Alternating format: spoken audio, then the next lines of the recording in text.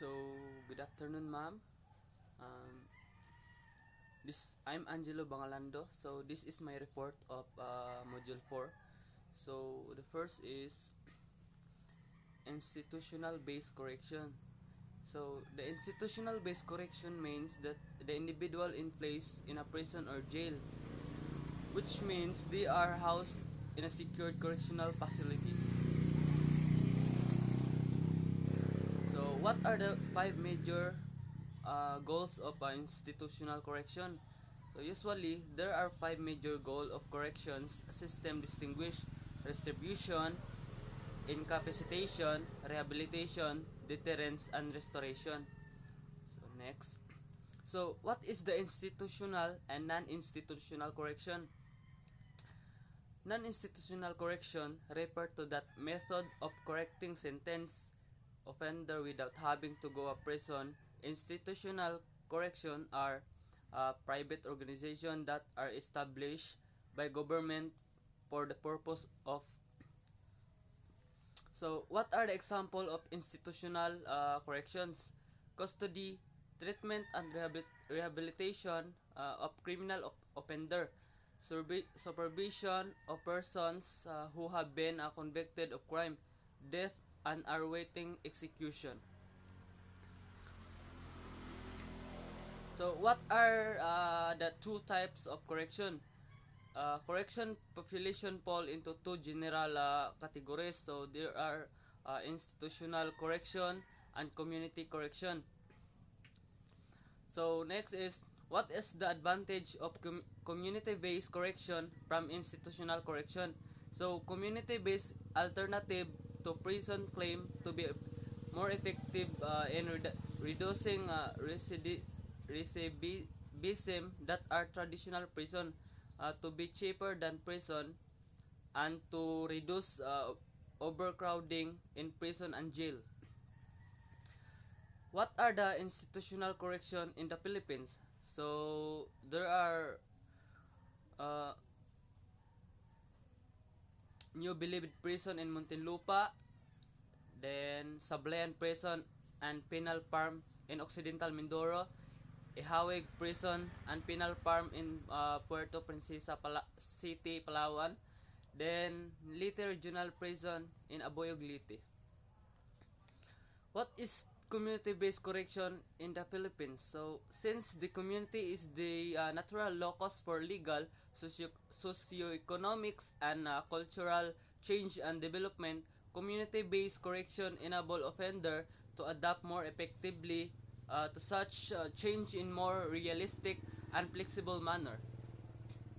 So, the next is structure. Structure is an arrangement and organization in interrelated elements in a material object or system, or the object or systems organized. Material structure include man-made objects such as building and machine, and natural objects such as biological organism, mineral, and chemical. So, what are the example of structure? The example of structure is building, building, aircraft, skeleton, until, beaver dam, bridge, and the South Dome are all example of load-bearing structures. What does structure mean? So, a structure is something of many parts that is put together. A structure can be a skyscraper, a skyscraper, an outhouse, your body on a sentence. So, the type of structure. So, first is solid, frame, shell, membrane, composite, and liquid. So, next is what is the functional structure? A functional structure is a type of business structure that organize in company into different departments based on areas, for example, of expertise. Sorry. What are the example of man-made structure? So, man-made structure can include sea walls, breakwater harbor wall, pontoon, and piers, to mention a few. This be made from a variety of material not limited to wood, concrete, metal, as well as natural rock that has been put in a place as a sea defense. So why is structure so important? So structure will give employees more clarity, help management expectation, enable better decision making, and provide a consistency. So why is structure so important? The structure will give employees more clarity, help management expectation, enable better decision making, and provide consistency. So organization chart is also assign responsibility, organize workflow, and make sure important tasks are complete on time. So next mo the examples mga structure. So management, it helps in achieving group goals. It arranges the factor of production, assemble and organize the resource integrated the resource in effective manner of achieve goals. It direct group effort toward achievements of predetermined goals. So what are the four importance of management? So, originally identified by Henry Fayol as five elements, there are now four common accepted function of management that compass this necessary skill. So mo ni ang kuan, planning, organizing,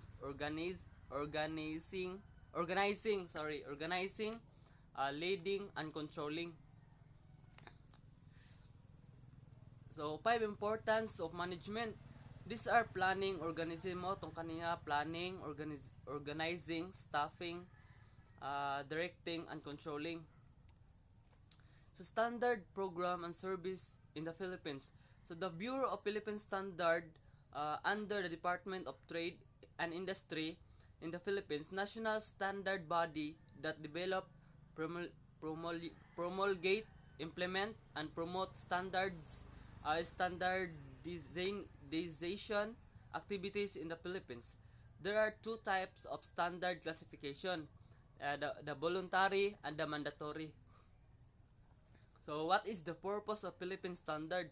So the Bureau of Philippine Standard of the Department of Trade and Industry serves as the national standard body of the Philippines, and it is mandated to develop, promulgate, implement and promote standardization activities in the country.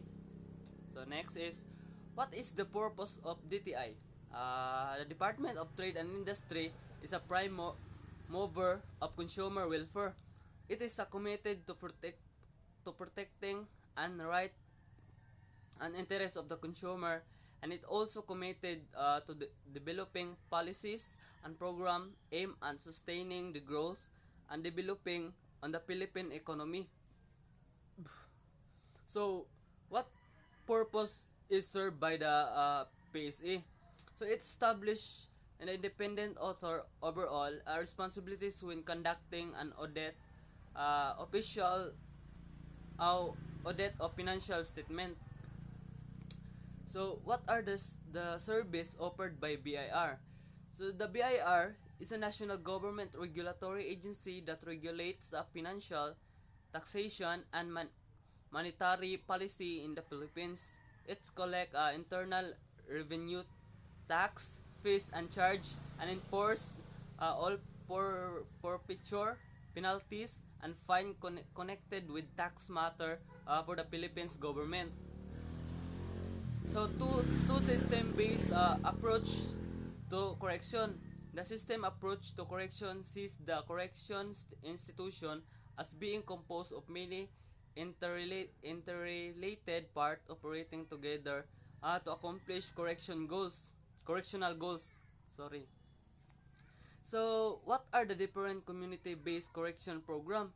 So these are probation supervision, day reporting center, community drug treatment program, community service, restitution, fines, correctional boot camp.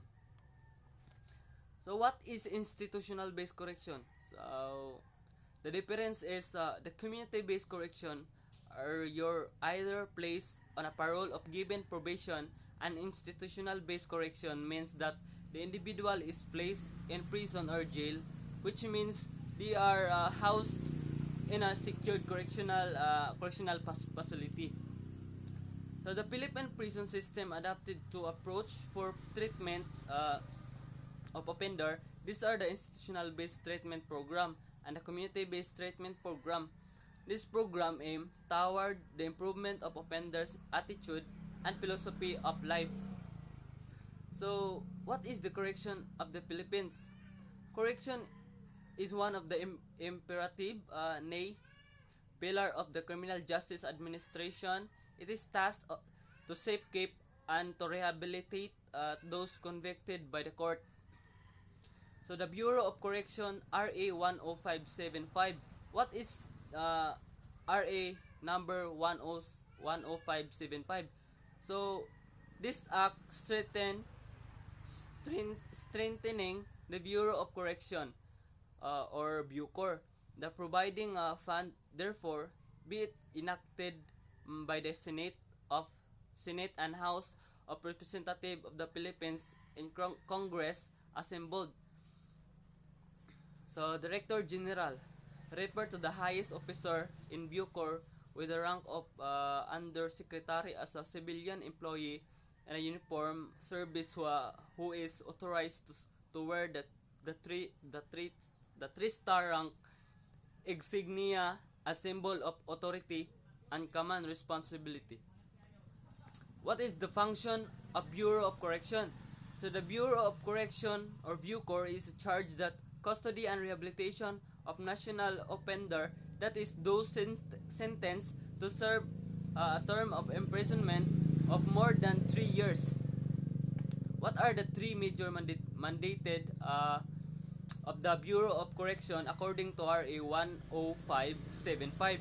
On national scope, the Bureau of Correction, or Bucor, shall be able to deliver the actual realization of deterrence, especially deterrence and general deterrence, reformation, retribution, and restoration as major intervention for the treatment of law offender toward a safe, secure, and harmonious. So, who is the current director of the Bureau of Correction? It is headed by Correction Director General Osik Gerald Kitalig Bantag.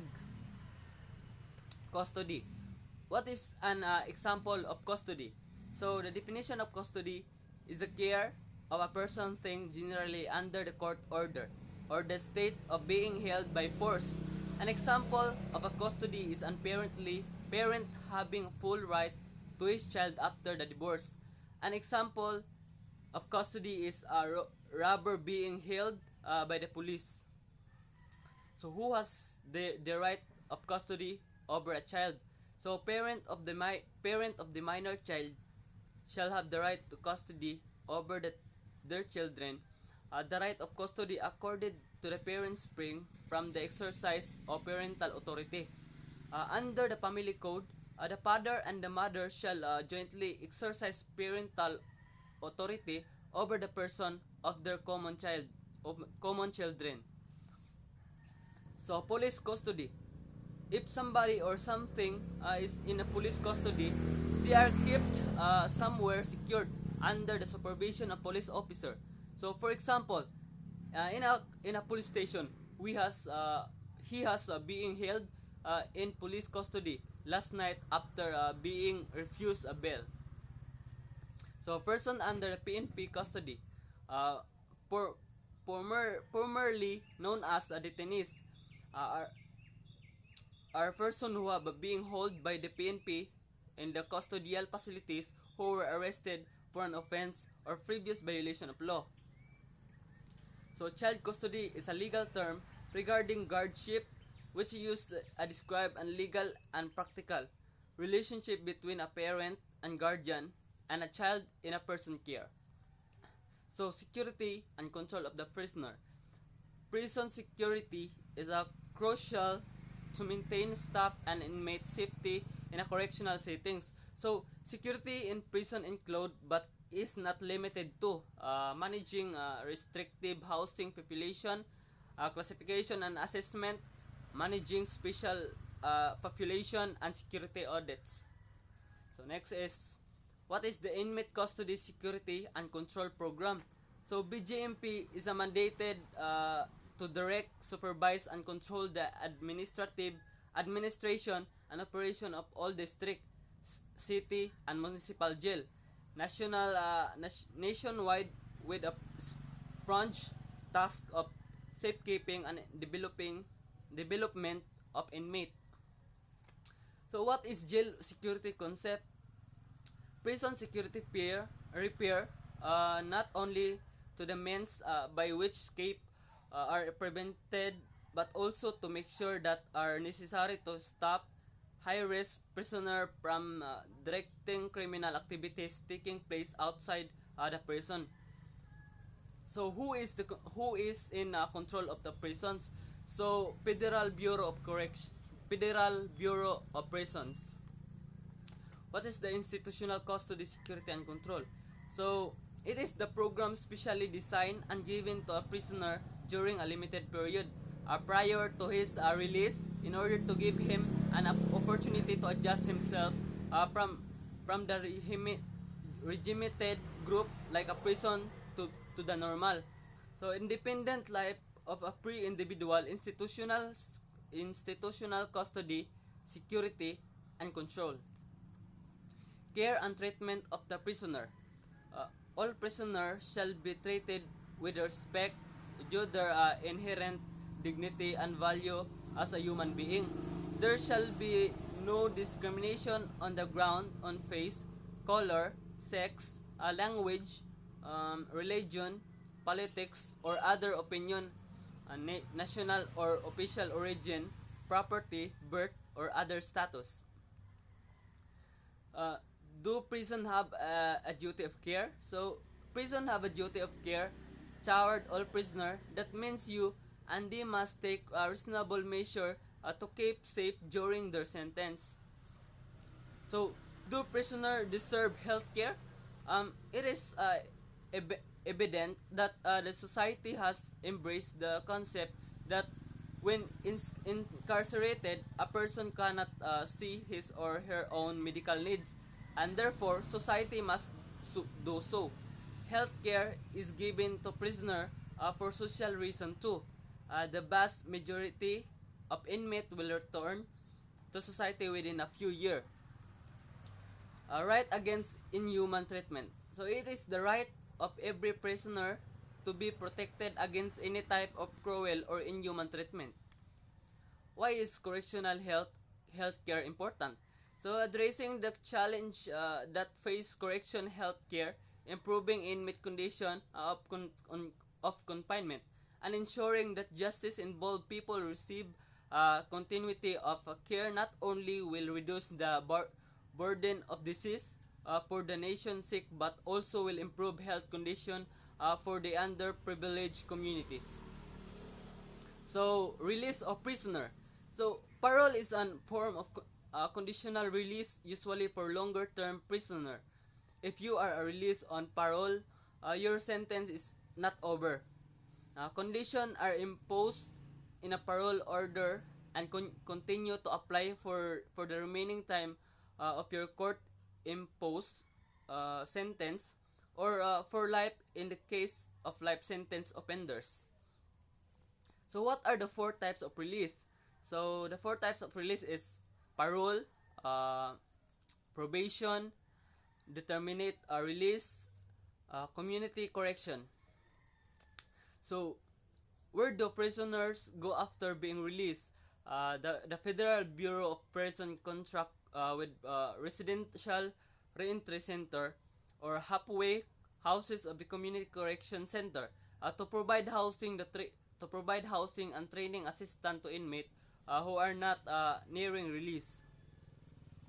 So why does it take so long to release someone from jail? So if you already posted bail and the jail is already processing in high volume, you may have a longer wait time for the release. So in most cases, the court system has multiple arrest cases at once, so it might take a few hours after posting bails. So what are the different type of release? So first is major release. It is a type of release which contain new hardware or software. Then next is a minor release. It is a type of release which make significant improvement to the existing function. So the last one is emergency release. It is a type of release which is the quick fix to an emergency problem. So next, good conduct time allowance or GCTA. So the good conduct time allowance controversy started in August 2019, involving the employees of the Bureau of Corrections. What is good conduct time allowance? Meaning, so the good conduct time allowance GCTA is a sentence reduction provision afforded prisoner who show good behavior. So what is good time allowance and how is it given? So in Republic Act 10592 or a good conduct time allowance law allow for a correct reduction of sentence of prison deprived of liberty, depending on how will they abide by the rule of regulation inside. So in a penal institution, rehabilitation or detention center or any other local jail. So how is the GCTA computed? So Section 3 of RA 10592 provide guidelines for calculating the GCTA of inmate. For the first 2 years of imprisonment, for each month of good behavior, 20 days will be deducted from the total sentence. So what is GCTA in Philippines? So in Manila, the Supreme Court has torn down the petition filed by the murder convict asking for his discharge from prison under Republic Act 10592 or the law granting good conduct time allowance for person deprived of liberty. So next, prohibited act subject of to disciplinary. What are they rehabilitate act that would be PDLS to disciplinary action? So prohibited act subject is a disciplinary action, participation in illegal sexual act, public display of pornographic material, obscene language, giving gift, selling or engaging in barter with anybody, gambling, caution or reprimand, cancellation of privilege, deprivation of GCTA. So what are the type of disciplinary actions? Acceptable disciplinary action. Acceptable disciplinary action are verbal warning, written reprimand, suspension, and termination. So how do you respond to a disciplinary action?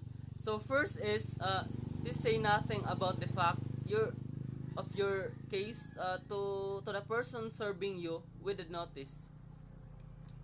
What is the most common type of disciplinary procedure? So verbal warning are the one of the most common type of discipline at the workplace and are typically the first step in a progressive series of disciplinary measure.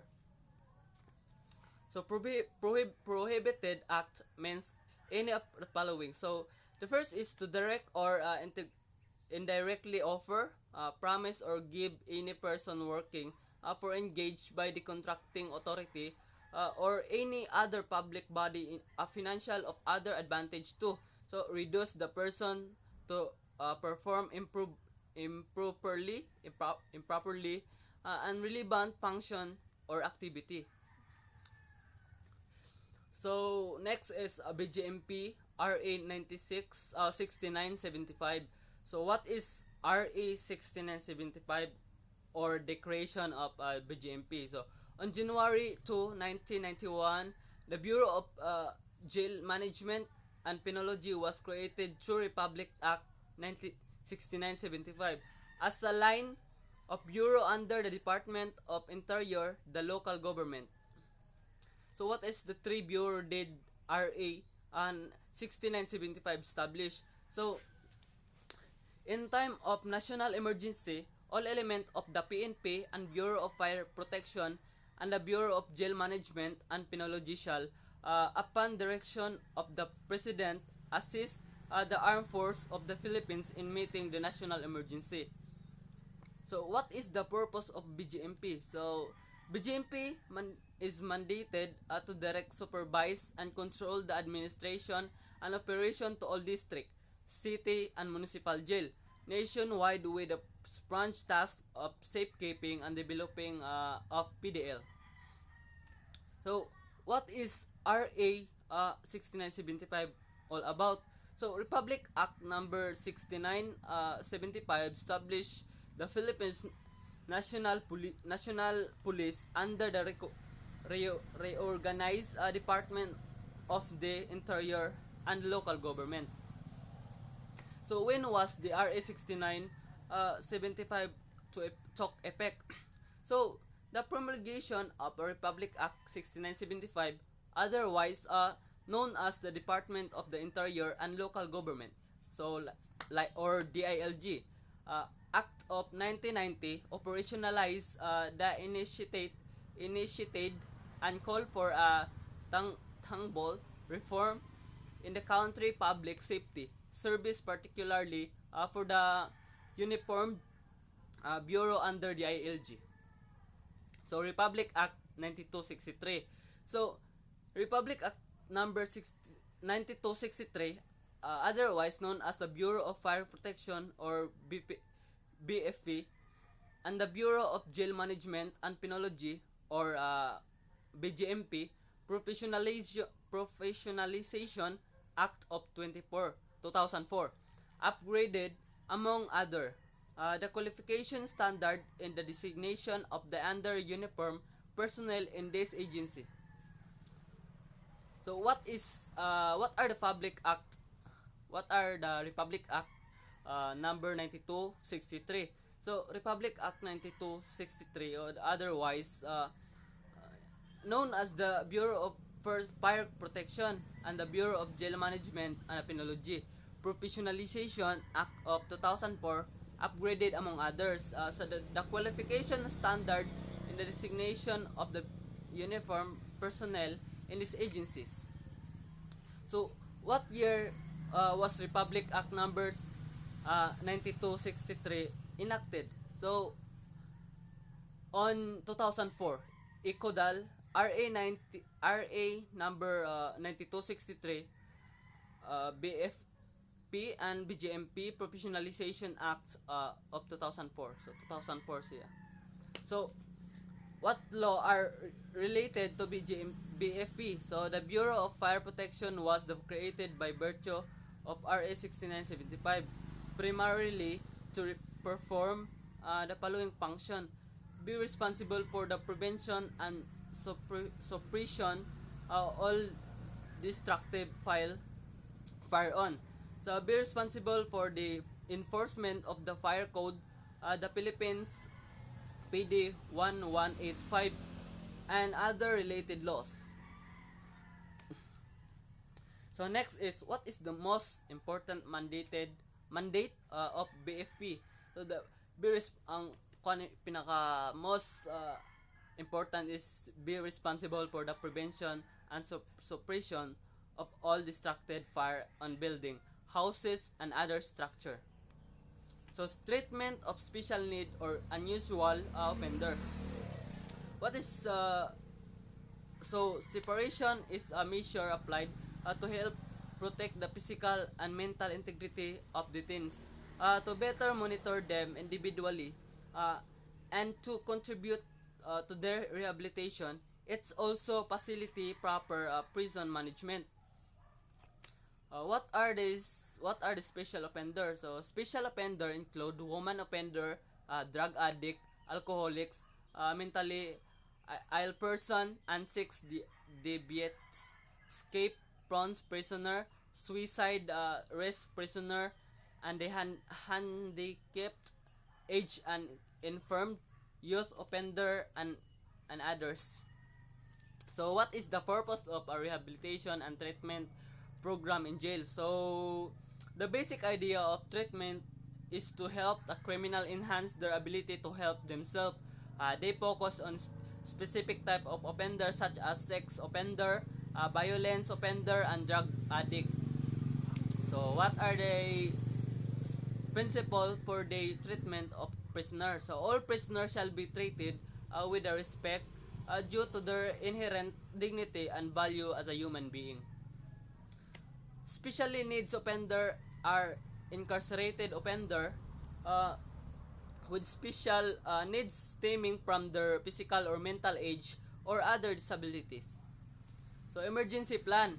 So emergency plan, specific procedure for handling a sudden or unexpected situation. So what are the 5 steps on emergency plan? So prevention, mitigation, preparedness, response and recover, and 5 steps of emergency management. Prevention, action taken to avoid an incidents, mitigation, preparedness, and response.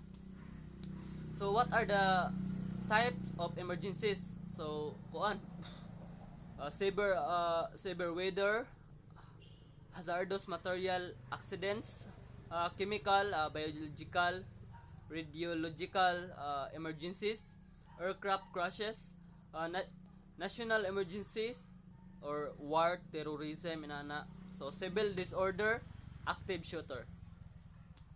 So what are the 3 steps in the emergency action plan?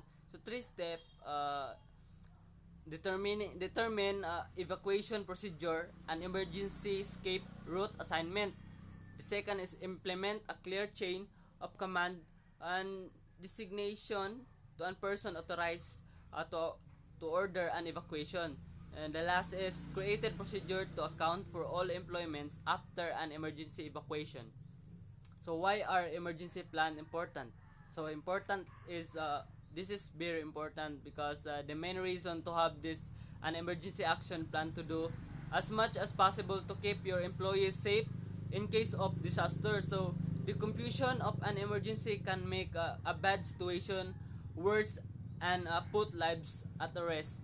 So next, movement, transfer or of prisoner or detained. So certain prisoners are extremely difficult to handle, and the transfer of such as prisoner to another establishment can something prove necessary. So what is the difference between a prisoner and detained?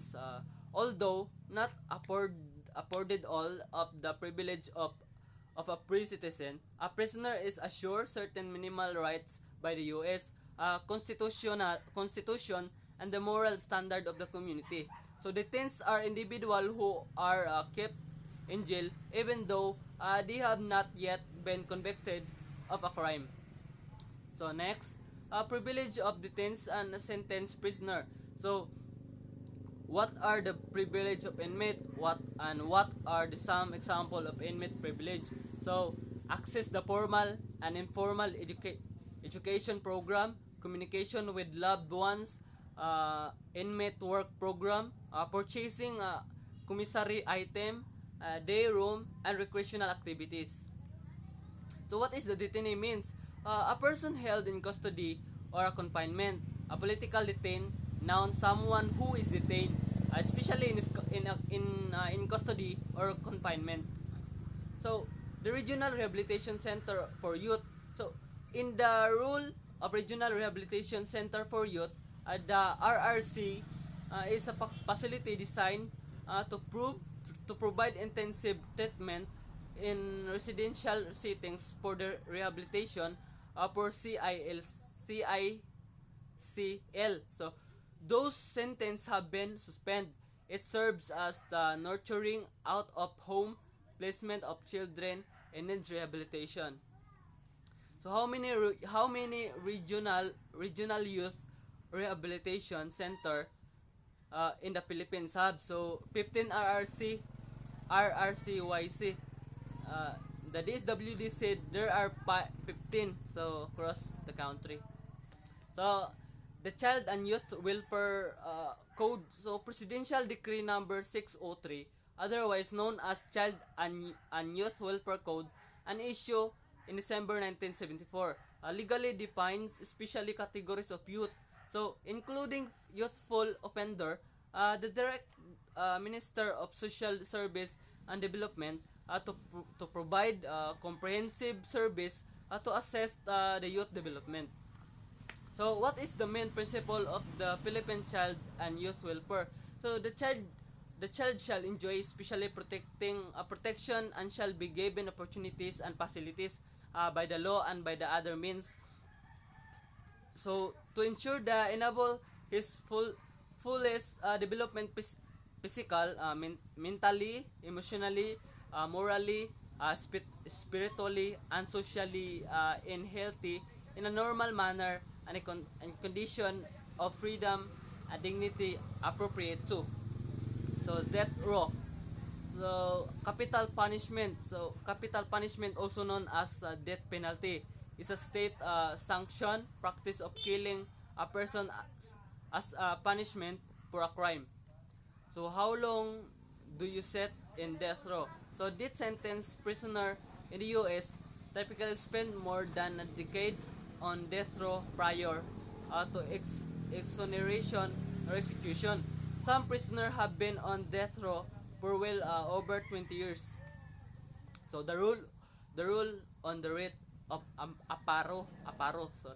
So the petition for right writ of amparo is a remedy available to any person whose right to life, liberty, and security is violated or threatened with violation by an unlawful act or omission of the public official or employee or of the private individual and entity.